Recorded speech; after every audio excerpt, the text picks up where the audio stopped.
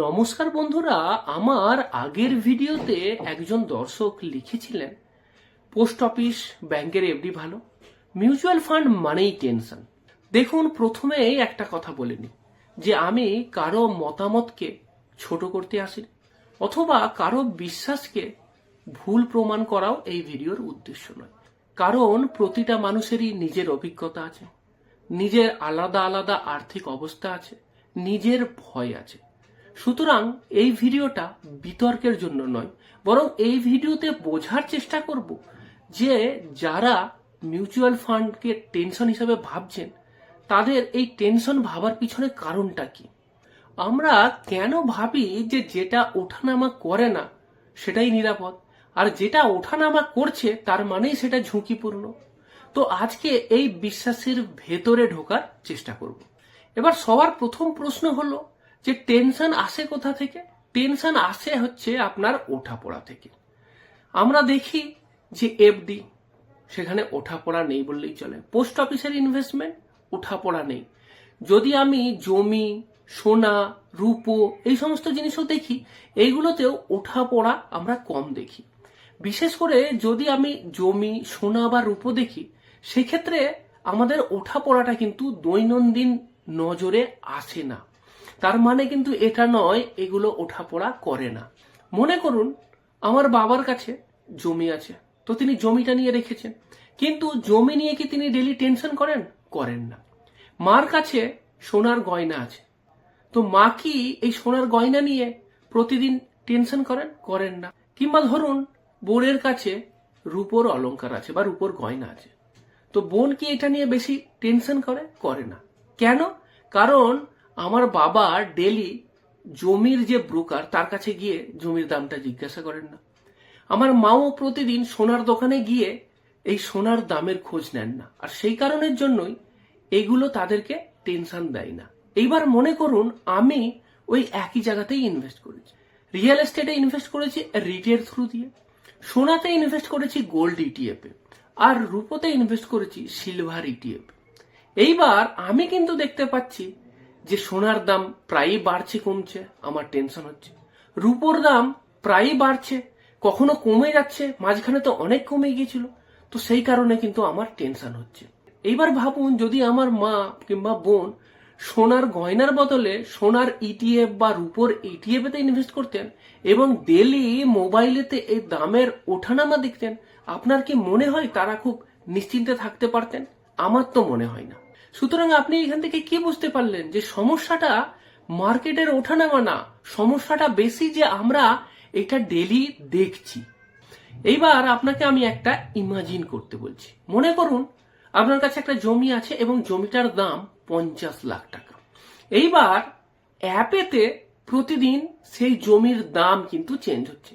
সকালবেলা যখন বাজার খুললো তখন দেখলেন যে সেই জমির দাম 3% কমে গেছে। তার মানে 50 লাখ টাকার জমিতে এখন আপনার 1.5 লাখ টাকার লস। দুপুরে গিয়ে দেখলেন যে জমির দাম 5% কমে গেছে, মানে 50 লাখ টাকার জমিতে আপনার 2.5 লাখ টাকার লস। বিকেল বেলা গিয়ে আবার হয়তো দেখা গেল যে 2% লাভ হয়েছে, মানে আপনার জমির দামে আবার 2% রিকভারি হয়েছে। এইবার যদি ডেলি এইরকম হতো যে আপনার জমির দাম এরকম উঠছে নামছে উঠছে নামছে, তাহলে কি মনে হয় যে আপনি নিশ্চিন্তে থাকতে পারতেন? আমার তো মনে হয় না। কিন্তু বাস্তবে কি হয়? জমির দাম তো এইভাবে হয় না, বা আমরা এরকম ডেলি জমির দাম দেখিও না। সেই কারণের জন্য কিন্তু আমরা জমি হোল্ড করে রাখতে পারি, বা 2-5 বছর 10 বছর জমি হোল্ড করে রাখা আছে, কোনো ব্যাপার নেই। যে ভদ্রলোক ফ্ল্যাট কিনে রেখেছেন তিনিও সেই ফ্ল্যাটটা 5 বছর রেখে দিতে পারবেন কোনো চিন্তা ছাড়াই। কিন্তু যে ভদ্রলোক ফ্ল্যাটের বদলে রিয়েল এস্টেট ইনভেস্টমেন্ট ট্রাস্ট বা আরইআইটি তে ইনভেস্ট করেছেন তিনি টেনশনে পড়ে যাবেন, কারণ এটা শেয়ার মার্কেটেতে কন্টিনিউয়াস ট্রেড হয় এবং ওই আরইআইটির দাম কিন্তু কখনো কমছে কখনো বাড়ছে, তো ভলাটিলিটি এসে যাচ্ছে। তাহলে কি দেখা যাচ্ছে? এই জমি বা এই ফিজিক্যাল গোল্ড, সোনা বা রূপো, তার সাথে স্টক মার্কেটের তফাৎ কোথায়? স্টক মার্কেটের সমস্যা এটাই যে এটা স্বচ্ছ, প্রতিদিন এটা রিপোর্ট হয়, আর প্রতিদিন রিপোর্ট হয় বলেই আপনার টেনশনটা বেড়ে যায়। তার মানে কি মাঝে মাঝে স্বচ্ছতাও আমাদের ভয়ের কারণ হয়ে দাঁড়ায়। তাহলে প্রশ্ন আসে যে ভোলাটিলিটি মানেই কি ঝুঁকি? না, ভোলাটিলিটি মানেই ঝুঁকি নয়। ভোলাটিলিটি মানে দামের ওঠানামা, ঝুঁকি মানে কি কোনো স্থায়ী ক্ষতি যেটা পার্মানেন্ট হয়ে গেল। যেমন ধরুন একটা শেয়ারেতে বা স্টকেতে আপনি ইনভেস্ট করলেন বা মিউচুয়াল ফান্ডেতে ইনভেস্ট করলেন, 1 বছর পরে মিউচুয়াল ফান্ডের ভ্যালু 20% কমে গেল, এটা ভোলাটাইল, এটা কিন্তু এখনো ক্ষতি নয়। কিন্তু যদি 20% কমে যাওয়ার পর আপনি ওটা বিক্রি করে দেন, তখন কিন্তু আপনার ক্ষতি হয়ে গেল, কারণ এই লসটা পার্মানেন্ট হয়ে গেল, এটা আর রিকভার করার জায়গা থাকছে না। এইবার তাহলে সব থেকে গুরুত্বপূর্ণ প্রশ্ন, টেনশনটা কমাবো কিভাবে? মিউচুয়াল ফান্ডে ইনভেস্ট করলে ভোলাটিলিটি থাকবে, টেনশন হবে, তো এই টেনশনটা কমাবো কিভাবে? আপনাকে আমি 5টা উপায় বলছি, এই উপায়গুলো আপনি ফলো করতে পারেন।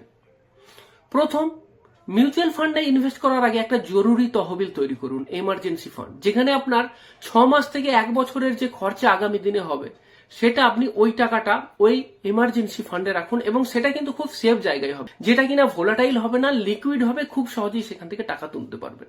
সুতরাং যখনই টাকার দরকার হবে আপনার মিউচুয়াল ফান্ডের দিকে তাকাতে হবে না, মানে এই ইকুইটি ক্যাটাগরির মিউচুয়াল ফান্ডের দিকে তাকাতে হবে না, আপনি ওই এমার্জেন্সি ফান্ড থেকেই টাকা তুলবেন। সুতরাং এই টাকাটা এখন দরকারই নেই, ভোলাটিলিটি আপনাকে অতটা এফেক্ট করবে না। 2 নম্বর, এটা আপনাকে মাথায় রাখতে হবে যে 5 বছরের কম টেনিওরের জন্য যদি আমি ইনভেস্ট করি, তাহলে ইকুইটি ওরিয়েন্টেড মিউচুয়াল ফান্ডে আমি ইনভেস্ট করব না, বিশেষ করে ইকুইটি ফান্ড 5 বছরের কমের ইনভেস্টমেন্ট পিরিয়ডের জন্য নয়। 3 নম্বর, এনএভি প্রতিদিন চেক করব না। মিউচুয়াল ফান্ডে ইনভেস্ট করেছেন ভালো কথা, কিন্তু ডেলি এনএভি চেক করবেন না। আজকাল সমস্যা এটাই যে বিভিন্ন অ্যাপের থ্রু দিয়ে ইনভেস্ট করি আর প্রতিদিন সকালে একবার করে এনএভি চেক করি, কত ফান্ড ভ্যালু হয়েছে চেক করি, তো এইটা কিন্তু কখনো সমস্যার হয়ে যেতে পারে, তো সেটা কিন্তু করা যাবে না।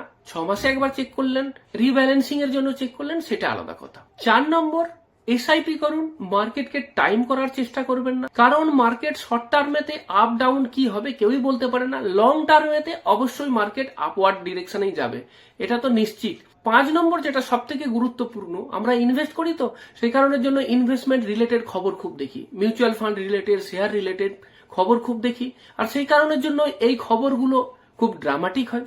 ড্রামাটিক খবর দেখবেন না বা এগুলো এড়িয়ে চলুন, কারণ এগুলো যত আপনি এড়িয়ে চলবেন তত আপনি শান্ত থাকতে পারবেন, যত শান্ত থাকবেন তত বেশি দিন ধরে ইনভেস্ট করতে পারবেন, আর যত বেশি দিন ইনভেস্ট করতে পারবেন তত আপনার রিটার্ন পাওয়ার পোটেনশিয়াল বেড়ে যাবে। এইবার আপনাকে আমার একটা নিজের অভিজ্ঞতার কথা শোনাই, আমার মিউচুয়াল ফান্ডে ইনভেস্টমেন্টের অভিজ্ঞতা। আমি মিউচুয়াল ফান্ডে ইনভেস্ট করি আজ থেকে প্রায় 10 বছর আগে। তো সেই সময় কিন্তু অনলাইনে ইনভেস্ট করার অপশন ছিল না, ডাইরেক্ট প্ল্যানেও ইনভেস্ট করার অপশন ছিল না, বা থাকলেও আমি জানতাম না। তো আমি যখন এখানে ইনভেস্ট করি তখন ওই ফর্ম ফিল আপ করে মিউচুয়াল ফান্ডেতে, রেগুলার প্ল্যানেতে ব্যাংকে গিয়ে ফর্ম ফিল আপ করে মিউচুয়াল ফান্ডে এসআইপির ম্যান্ডেট চালু করেছিল। তো এইখানেতে মিউচুয়াল ফান্ডে প্রতি মাসে টাকা কেটে নিত। মিউচুয়াল ফান্ডের এনএভি কেমন হচ্ছে, মার্কেট কমছে না বাড়ছে, এই বিষয়ে বেশি মাথাও ঘামাতাম না। 3 মাস ছাড়া ছাড়া ইমেল আইডিতে একটা করে কনসলিডেটেড অ্যাকাউন্ট রিপোর্ট আসতো, মাঝে মাঝে সেটা দেখতাম, কখনো কখনো সেটাও মিস হয়ে যেত। সুতরাং এটা আমার দেখা বেশি হয়নি।